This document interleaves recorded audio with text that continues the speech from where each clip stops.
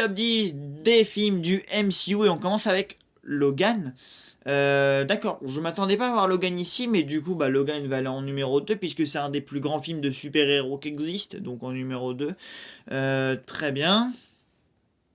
Spider-Man de Sam Raimi.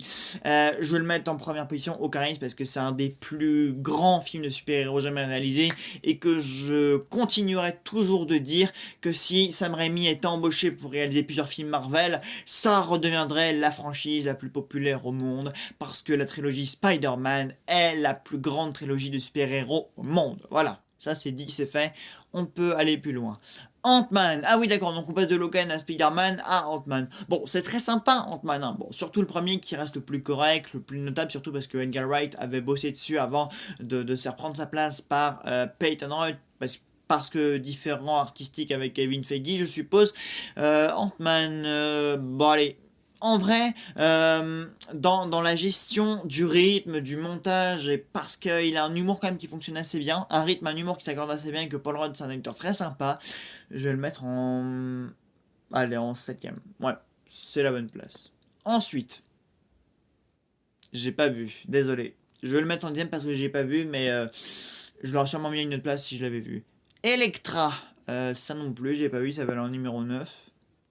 C'est bien, il me remettent d'anciens films Marvel. Ah, l'incroyable Hulk, le seul film le seul film de bien qu'on ait jamais eu sur Hulk. Hein, même si je sais qu'Ang Lee avait fait sa propre version avec Eric Bana.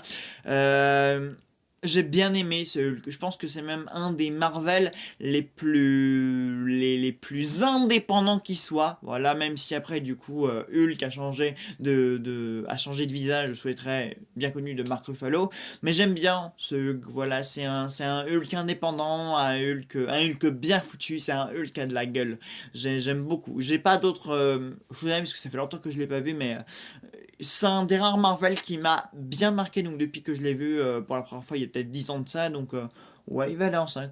Allez, ça le mérite. Ensuite, Doctor Strange, ah là j'aime bien. Ça pareil hein, pour moi c'est un des meilleurs films Marvel hein, entre ce qu'il nous propose visuellement, l'aura de Benedict Cumberbatch, la patte de Scott Derrickson qui est plus habitué au registre de films d'horreur d'habitude. Moi j'aime beaucoup Doctor Strange, hein, ce que ça nous propose, le monde, l'univers, voilà tout ce qui, toute la mystique autour de Doctor Strange, moi j'adore, j'avais passé un moment fou en salle. En 3D, c'était encore plus ouf comme film. Et le 2 est tout aussi bien. Allez, est-ce que peut-être si j'ai le 2, bon allez, je vais le mettre ici. Là, à tous les coups, je vais avoir le 2.